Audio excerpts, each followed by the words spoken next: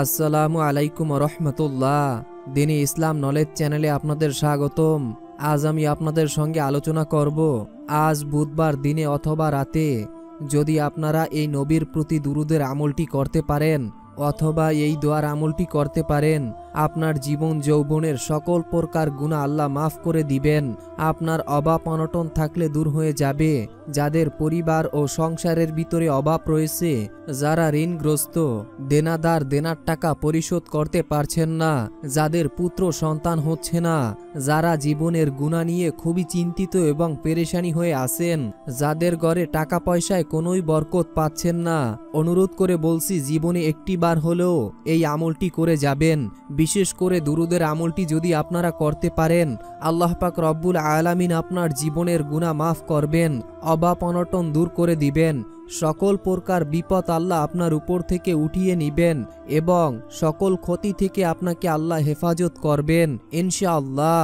তাই মনের ভিতরে শতভাগ বিশ্বাস ও আল্লাহর উপর ভরসা নিয়ে জীবনে একটিবার হলো আমলটি করবেন। এই উদ্দেশ্যে ভিডিওটি না টেনে শেষ পর্যন্ত দেখতে থাকুন। অনুরোধ করে বলছি, আমরা এই প্রথমবার নারীদের ছবি ছাড়া কিংবা হারাম কোনো ছবি ছাড়া ইউটিউব এবং ফেসবুকে ভিডিও দিয়ে থাকছি। এরকম ভিডিওগুলি যদি আপনি আপনার ফোনে প্রতিনিয়ত পেতে চান, এজন্য অবশ্যই দিনী ইসলাম নলেজ এই চ্যানেলটিকে সাবস্ক্রাইব করে রাখুন। তো চলুন শুরু করি। প্রিয় দিনী ভাই ও বোনেরা, মা ও বোনেরা, আমাদের জীবনে চলার পথে শয়তানের প্ররোচনায়, ইচ্ছায় অনিচ্ছায় অনেক গুনাহ সংগঠিত হয়ে যায়। এর মধ্যে কিছু বড় গুনাহ হয়ে থাকে যা তওবা ছাড়া মাফ হয় না। আবার কিছু এমন গুনাহ রয়েছে যা আল্লাহ তাআলা তওবা ইস্তেগফার ছাড়া বান্দার নেক আমলের মাধ্যমে মাফ করে দেন। সর্বপ্রথম আমি আপনাদেরকে এমন 10টি আমল বলবো যে ছোট ছোট 10টি আমল করলে আল্লাহ পাক রব্বুল আলামিন আপনার জীবনের গুনাহ মাফ করে দিবেন। আপনি জীবনে যত গুনাহই করে থাকেন না কেন, আল্লাহ পাক রব্বুল আলামিন এই আমলের ওসিলায় আপনার গুনাহ মাফ করে দিবেন। 1 নাম্বার, প্রতিদিন 100 বার সুবহানাল্লাহ পড়া। একবার নবীজি তার প্রিয় সাহাবাইদেরকে বললেন, তোমরা কি প্রতিদিন 1000 নেকি লাভ করতে চাও এবং 1000 গুনাহ মাফ হওয়ার আমল জানতে চাও? তখন একজন সাহাবী বললেন, হে আল্লাহর রাসূল, কি আমল করলে 1000 গুনাহ মাফ হয় এবং 1000 নেকি লাভ করা যায়, আমাদেরকে বলে দিন। তখন নবীজি সাল্লাল্লাহু আলাইহি ওয়াসাল্লাম বললেন, 100 বার সুবহানাল্লাহ বললে 1000 নেকি লাভ হয় আর 1000 গুনাহকে মোচন করে দেওয়া হয়। সুবহানাল্লাহ। প্রিয় দিনী ভাই ও বোনেরা, মা ও বোনেরা, এই 10টি আমল যে আমি আপনাদেরকে বলবো, এই 10টি আমল খুবই সহজ এবং খুবই অল্প সময়ের ভিতরে আপনারা করতে পারবেন সব সময়। 2 নাম্বার আমল হলো নবীজির ভালোবাসা। আল্লাহকে ভালোবাসার জন্য রাসূল সাল্লাল্লাহু আলাইহি ওয়াসাল্লামের পথ অনুসরণ করা আবশ্যক। আর এই অনুসরণের মাধ্যমেই আল্লাহ তার নবীর ভালোবাসার পাশাপাশি গুনাহ মাফের সুযোগ পাওয়া যায়। পবিত্র কোরআনে আল্লাহ তাআলা ইরশাদ করেছেন, যদি তোমরা আমাকে ভালোবাসতে চাও তবে আমার নবীকে অনুসরণ করো, তাহলে আল্লাহ তোমাদের ভালোবাসবেন এবং তোমাদের পাপসমূহ মার্জন করবেন। সুবহানাল্লাহ, সুবহানাল্লাহ। 3 নাম্বার আমল হলো নবীর উপরে দুরূদ পাঠ করা। আনাস রাদিয়াল্লাহু তাআলা আনহু বলেন, রাসূল সাল্লাল্লাহু আলাইহি ওয়াসাল্লাম বলেছেন, যে ব্যক্তি আমার উপরে একবার দুরূদ পাঠ করবে, আল্লাহ তার প্রতি 10টা রহমত নাজিল করবেন, তার 10টি গুনাহকে মাফ করে দেবেন এবং 10টি মর্যাদা বৃদ্ধি করে দিবেন। সুবহানাল্লাহ, সুবহানাল্লাহ। 4 নাম্বার আমল হলো ফজর ও মাগরিবের নামাজের পর নির্দিষ্ট দোয়া করা।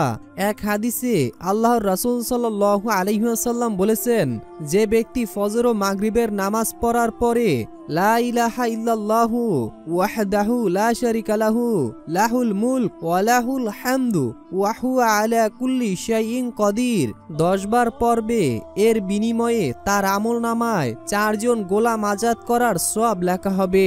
সুবহানাল্লাহ।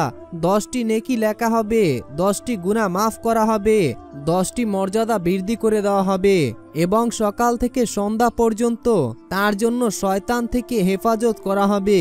অর্থাৎ সকল প্রকার শয়তান থেকে আপনি হেফাজতে থাকবেন যদি আপনি ফজর ও মাগরিবের নামাজ পড়ার পর নির্দিষ্ট পরিমাণে এই দোয়াটি পড়েন, যেটি আমি আপনাদেরকে একটু আগেই বলে দিয়েছি। আপনাদের সুবিধার জন্য দোয়াটি এখন আমি আরো একবার বলে দিচ্ছি। লা ইলাহা ইল্লাল্লাহু ওয়াহদাহু লা শারিকা লাহু লাহুল মুলক ওয়া লাহুল হামদু ওয়া হুয়া আলা কুল্লি শাইইন কাদির। এটিকে আপনারা ফজর ও মাগরিবের নামাজ পড়ার পরে 10 বার করে পাঠ করবেন। এতে আপনারা অনেক অনেক মর্যাদা পাবেন। 5 নাম্বার আমল হলো উত্তম রূপে ওযু করা। আবু হুরায়রা রাদিয়াল্লাহু তাআলা আনহু বলেন, রাসূলুল্লাহ সাল্লাল্লাহু আলাইহি ওয়াসাল্লাম বলেছেন, যখন কোনো মুসলিম ওযু করে তখন তার চেহারা ধোয়ার সময় পানির ফোঁটার সঙ্গে তার চেহারার গুনাহগুলো ঝরে যায়। আবার সে যখন হাত ধোয় তখন তার হাতের গুনাহগুলো ধুয়ে যায়। যখন পা ধোয় তখন তার পায়ের গুনাহগুলো ঝরে যায়।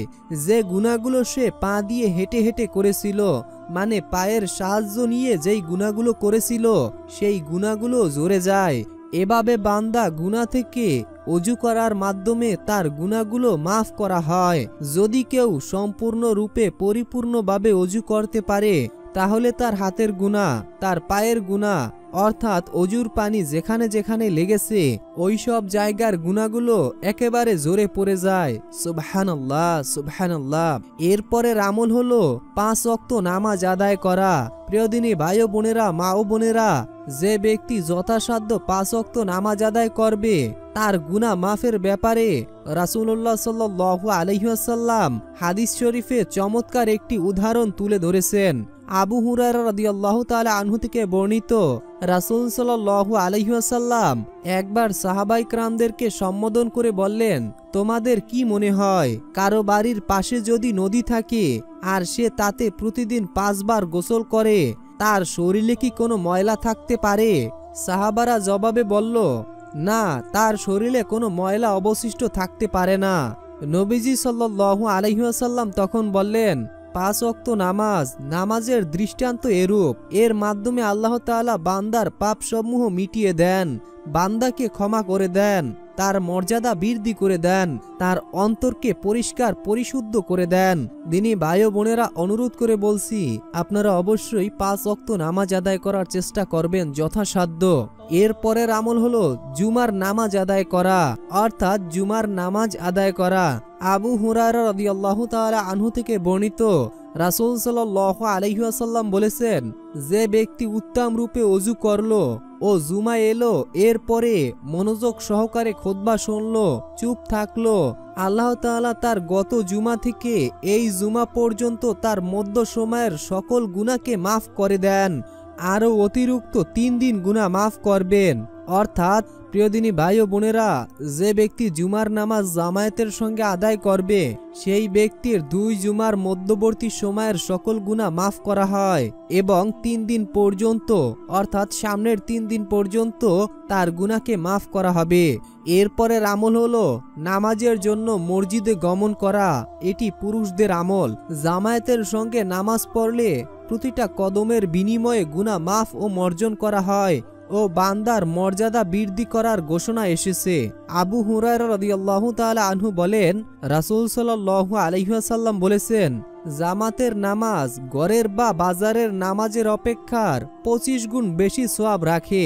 কারণ বান্দা যখন উত্তম রূপে ওযু করে এবং একমাত্র নামাজের উদ্দেশ্যে ঘর থেকে বের হয়, তার প্রতিটা কদমের বিনিময়ে আল্লাহ তাআলা এক একটি করে মর্যাদা বৃদ্ধি করেন এবং একটি করে তার গুনাহ মিটিয়ে দেন এবং আল্লাহ তাআলা তাকে অনেক বেশি পছন্দ করেন এবং ভালোবাসেন। সুবহানাল্লাহ, সুবহানাল্লাহ।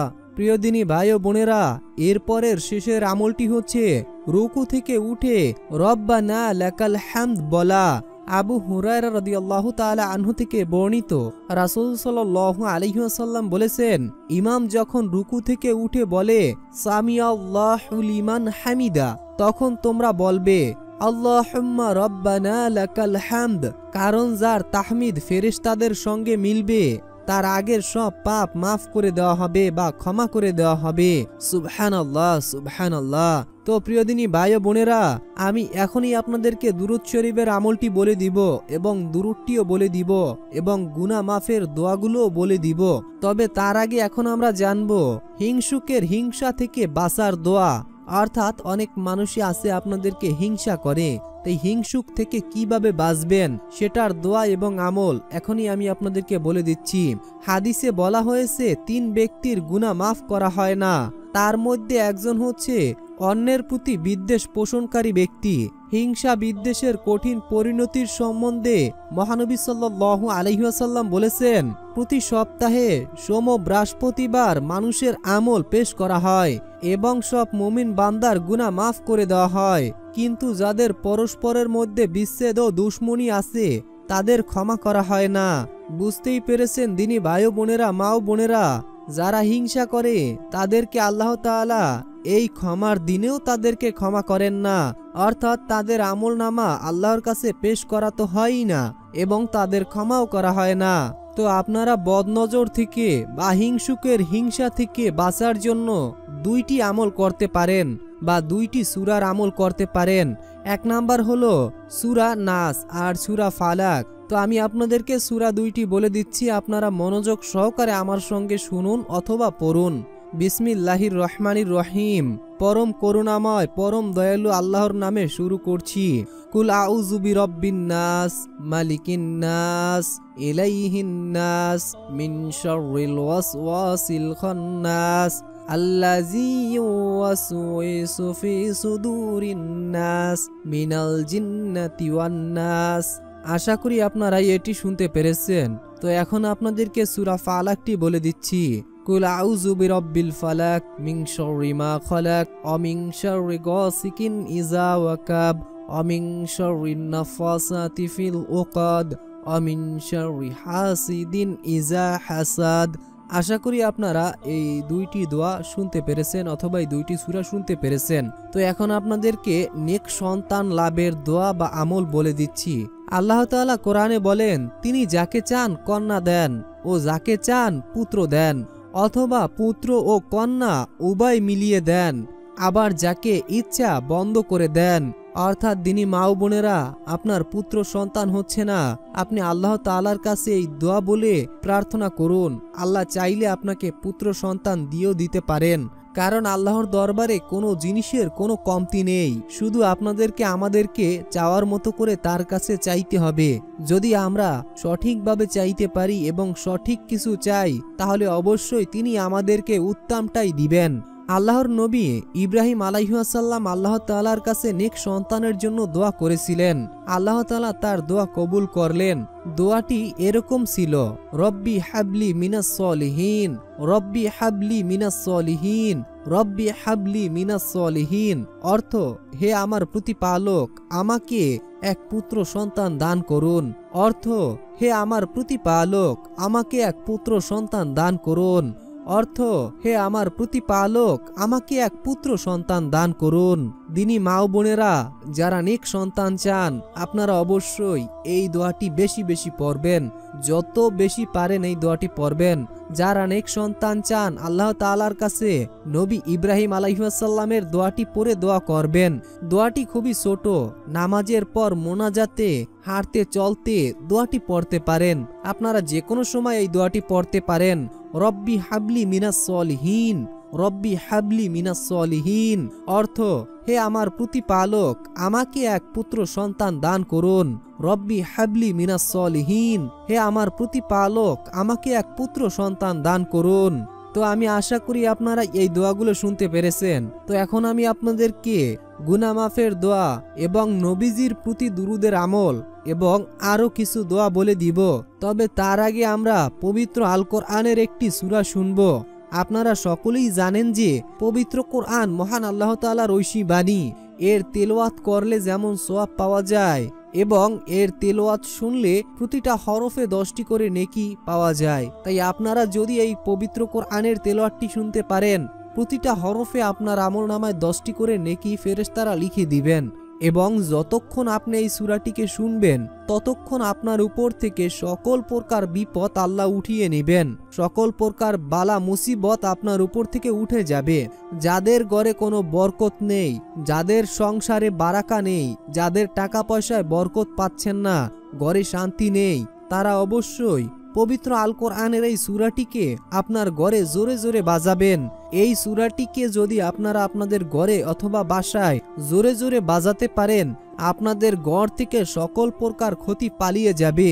আপনাদের ঘরে আল্লাহ তাআলার অফুরন্ত নেয়ামত নাজিল হবে। তো এজন্য আপনাদেরকে মনোযোগ সহকারে সূরাটি শুনতে হবে। মহান আল্লাহর কাছে দোয়া করি, হে আল্লাহ, আজ যে আশা নিয়ে এই আমলটি করছে বা করবে এবং এই সূরাটি যারা শুনছে বা শুনবে, আপনি সকলের মনের আশা পূরণ করে দিন। হে আল্লাহ, যারা এই আমলটি করবে এবং এই সূরাটিকে প্রথম থেকে শেষ পর্যন্ত শুনবে, আপনি সকলের সকল সমস্যা দূর করে দিন। সকলের উপর থেকে সকল প্রকার বিপদ আপনি উঠিয়ে নিন। হে আল্লাহ, যাদের পুত্র সন্তান হচ্ছে না, সূরাটি শোনার ওসিলায় আপনি তাদেরকে পুত্র সন্তান দান করুন। আমিন। কমেন্ট বক্সে আপনিও আমিন লিখে উন্মুক্ত দোয়ায় শরীক হয়ে থাকুন, কেননা কে জানে যে কখন কার মুখ থেকে বলা আমিন মহান আল্লাহ তাআলা কবুল করে নেন। এমনও হতে পারে আপনার মুখ থেকে বলা আমিন আল্লাহ কবুল করেও নিতে পারেন। তো চলুন সর্বপ্রথম আমরা এই সূরাটি শুনবো, এরপরে আমরা সকল দোয়া এবং আমলগুলো জানবো। তো চলুন সম্পূর্ণ তেলাওয়াতটি শুনে নেওয়া যাক। বিসমিল্লাহির রহমানির রহিম।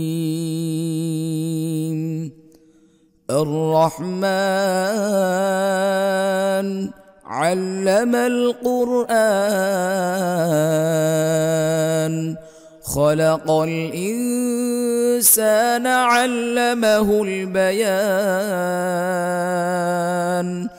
الشمس والقمر بحسبان والنجم والشجر يسجدان والسماء رفعها ووضع الميزان ألا تطغوا في الميزان وأقيموا الوزن بالقسط ولا تخسروا الميزان والأرض وضعها للأنام فيها فاكهة والنخل ذات الأكمام والحب ذو العصف والريحان فبأي آلاء ربكما تكذبان خلق الإنسان من صلصال كالفخار وخلق الجان من مارج من نار فبأي آلاء ربكما تكذبان رب المشرقين ورب المغربين فبأي آلاء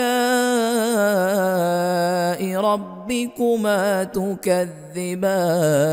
تكذبان مرج البحرين يلتقيان بينهما برزخ لا يبغيان فبأي آلاء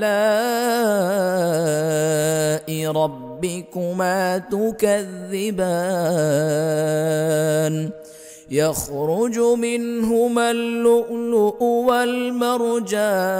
والمرجان فبأي آلاء ربكما تكذبان وله الجوار المنشآت في البحر كالأعلام فبأي آلاء ربكما تكذبان كل من عليها فان ويبقى وجه ربك ذو الجلال والإكرام فبأي آلاء ربكما تكذبان يسأله من في السماوات والأرض كل يوم هو في شأن فبأي آلاء ربكما تكذبان سنفرغ لكم أيها الثقلان فبأي آلاء ربكما تكذبان يا معشر الجن والإنس إن استطعتم أن تنفذوا من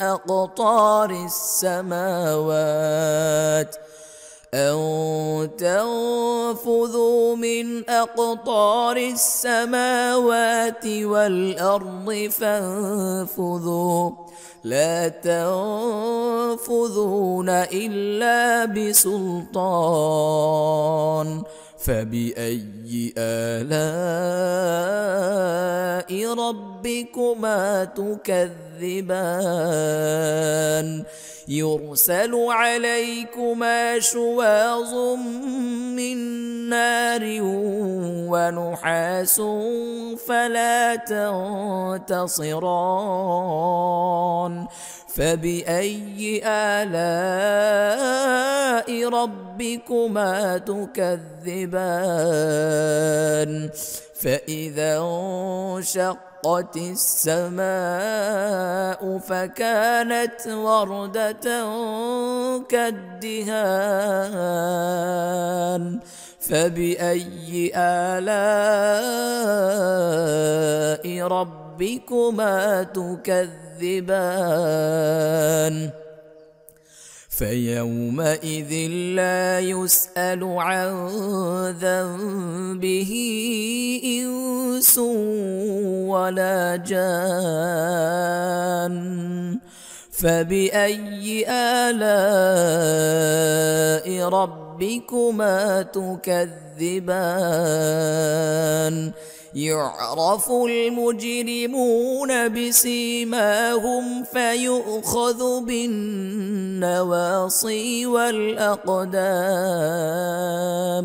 فبأي آلاء ربكما تكذبان هذه جهنم التي يكذب بها المجرمون يطوفون بينها وبين حميم آن فبأي آلاء ربكما تكذبان ولمن خاف مقام ربه جنتان فبأي آلاء ربكما تكذبان ذواتا أفنان فبأي آلاء ربكما تكذبان فيهما عينان تجريان فبأي آلاء ربكما تكذبان فيهما من كل فاكهة زوجان فبأي آلاء ربكما تكذبان متكئين على فرش بطائنها من استبرق وجنى الجنتين دان فبأي آلاء ربكما تكذبان فيهن قاصرات الطرف لم يطمث يطمثهن إنس قبلهم ولا جان فبأي آلاء ربكما تكذبان كأنهن الياقوت والمرجان فبأي آلاء ربكما تكذبان هل جزاء الإحسان إلا الإحسان فبأي آلاء ربكما تكذبان ومن دونهما جنتان فبأي آلاء ربكما تكذبان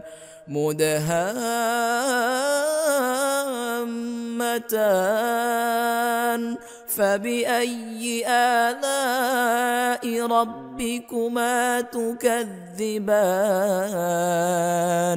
فيهما عينان نضاختان فبأي آلاء ربكما تكذبان فيهما فاكهة ونخل ورمان فبأي آلاء ربكما تكذبان فيهن خيرات حسان فبأي آلاء ربكما تكذبان حور مقصورات في الخيام فبأي آلاء ربكما تكذبان لم يطمثهن إنس قبلهم ولا جان فبأي آلاء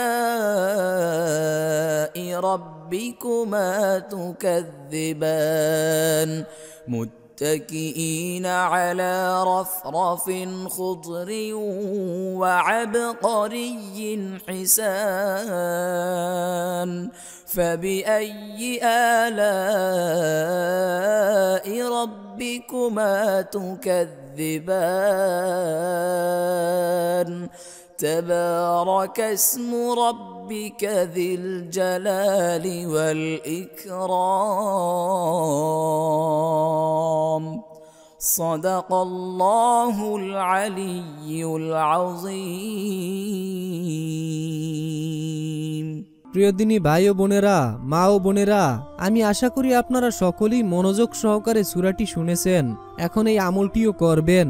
এক হাদিসে হযরত আবু হুরায়রা রাদিয়াল্লাহু তাআলা আনহু থেকে বর্ণিত, রাসূল সাল্লাল্লাহু আলাইহি ওয়াসাল্লাম বলেছেন, তোমরা যদি পাপাচার করতে, এমনকি তোমাদের পাপ আকাশের সীমা পর্যন্ত পৌঁছে যেত, অতঃপর তোমরা তওবা করতে, তাহলে আল্লাহ অবশ্যই তোমাদের তওবাকে কবুল করতেন এবং তোমাদের গুনাহকে মার্জন করে দিতেন।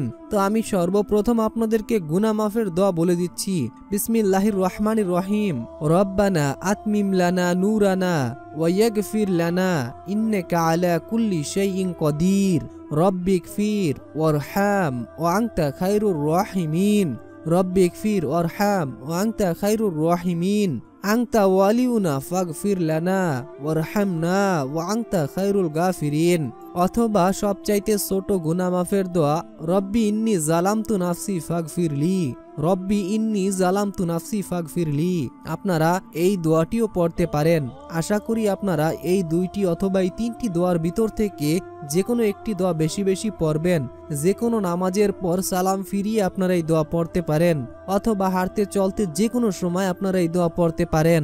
প্রিয় দিনী ভাই ও বোনেরা, আমরা তো আজকে অনেক দোয়াই জানলাম, অনেক আমলি করলাম, কিন্তু নবীর সঙ্গে জান্নাতে যাওয়ার জন্য যে দোয়াটি আমাদেরকে পড়তে হবে সেই দোয়াটি তো আমরা পড়লাম না।